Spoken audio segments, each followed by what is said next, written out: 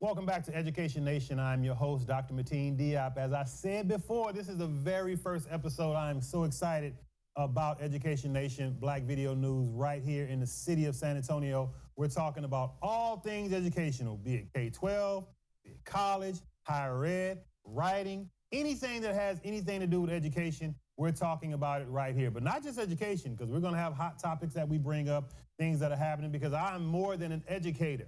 Don't let the suit fool you.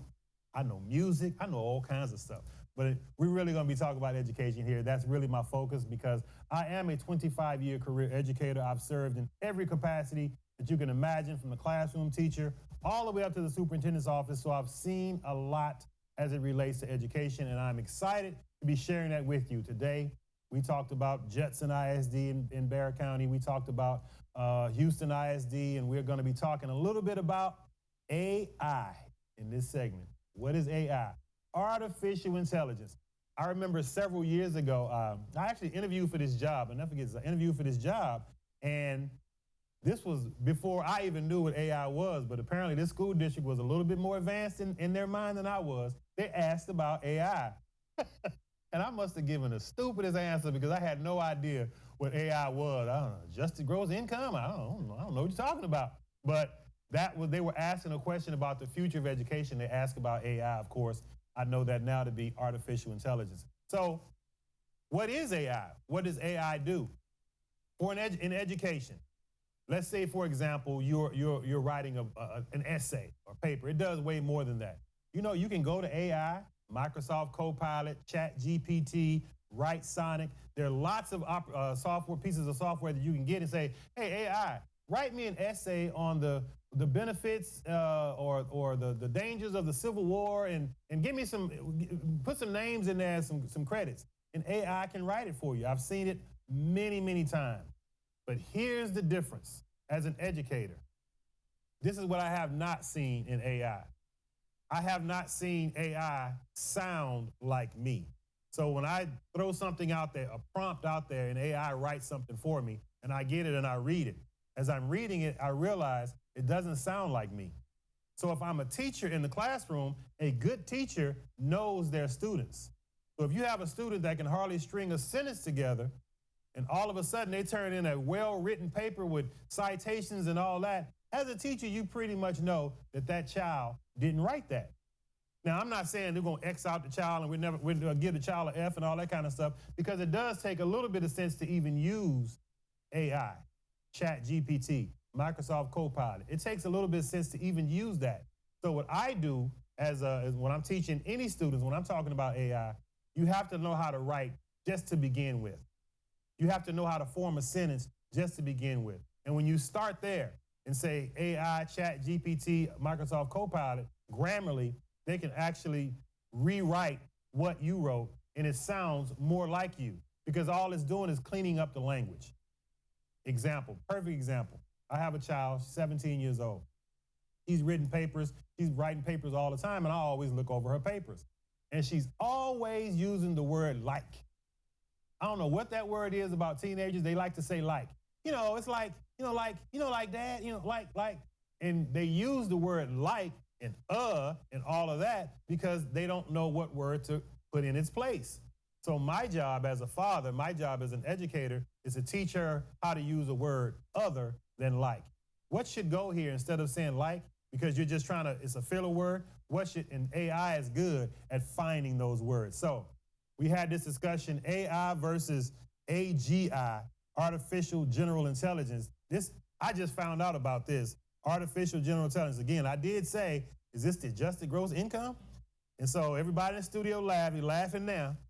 Artificial general intelligence, let me read this. Artificial general intelligence is AI that can learn, think, and act the way humans do. Although AGI has yet to be created, in theory, it could perform a wider array of tasks than weak AI, artificial intelligence, and perform creative actions that previously only humans could. Interesting concept. Can it happen? I don't know, but think about a classroom teacher. Can AI put a classroom teacher out of his or her job? I'm going to say no. I just don't see it. I could be wrong, but I don't see it, because if you've ever been in a classroom, a master teacher, a teacher, you walk into a classroom and they have students who can read, who can almost read, who read a little bit, and who can't read at all in the same classroom. And the objective for that particular class is the teacher has that particular objective on the board or whatever they're teaching, and they have to get all of those students to meet that one objective. The kids at the top, they already meet the objective. So what do they do during that time? The teacher has to figure that out. And the teacher has to take all of that into consideration and make sure all the students are proficient in whatever task that is. I don't see a robot doing that. I don't see a robot being programmed to be able to do that. I can see a robot writing curriculum or, kind of being in the classroom and the students learning about how robots work. But when it comes to that real compassion and really reaching every student where they are and getting every student where they need to be, I only see a flesh and blood human being doing that. Again, I could be wrong. Go ahead, shoot me an email if you think I'm wrong, Mateen@drmateendiop.com. Let me know. But I think that they say that the AI is going to take over everything or anything that can be automated, whatever job it is. If it can be automated, it's going to be taken over by a robot. When's the last time you saw your trash get picked up at your house? I was watching the trash guy come. So they have the truck with the big arm that comes down, picks up the trash can, throws it in the back, and it keeps going. But a robot's not driving that truck. There's still a person in that truck, a human being in that truck. Now, there are no more. When I was growing up, there were 3 or 4 trash guys that would come by, and they're in the back of the truck, and they're all throwing the trash on there, whistling and going to, that's what I remember. Now there's only one. So AI and technology has automated that. But in a sense, that still doesn't happen unless you have that human being in the front seat of that truck, that trash truck, driving down the street, making sure they don't hit any other cars, making sure they go around other trash cans, making sure if it's a green day, they're not picking up blue trash cans. If it's a brown day, they're not picking up green trash cans. So I don't know that AI can actually do those kinds of things. It can do some things, but some things I don't see ever being automated to the point where you don't need a human. And teaching is that profession. How can AI take over what happens in the classroom? I would encourage you, as listeners and viewers of Black Video News Education Nation, I would encourage you to try to visit a classroom, live and in color, and you see what teachers do and see if that can be taken over by a robot. They do it all. And I'm living proof, I've seen it. So again, AI, AGI, you decide. Hit me up, drmateendiop.com, or follow me on all the social media platforms at Dr. Mateen and go to my website, drmateendiop.com. But you will see me every week right here on Education Nation, Black Video News. It's been a pleasure. We'll see you next time. Peace.